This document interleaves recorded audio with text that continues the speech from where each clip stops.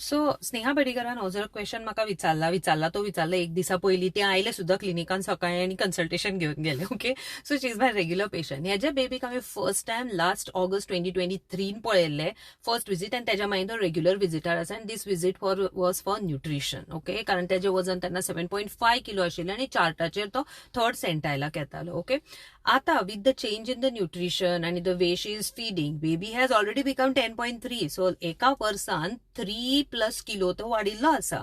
आणि ह्या टायमार भुरगीं usually after 1 year of age 2 kilo वर्साक वाडटात. Okay, normally.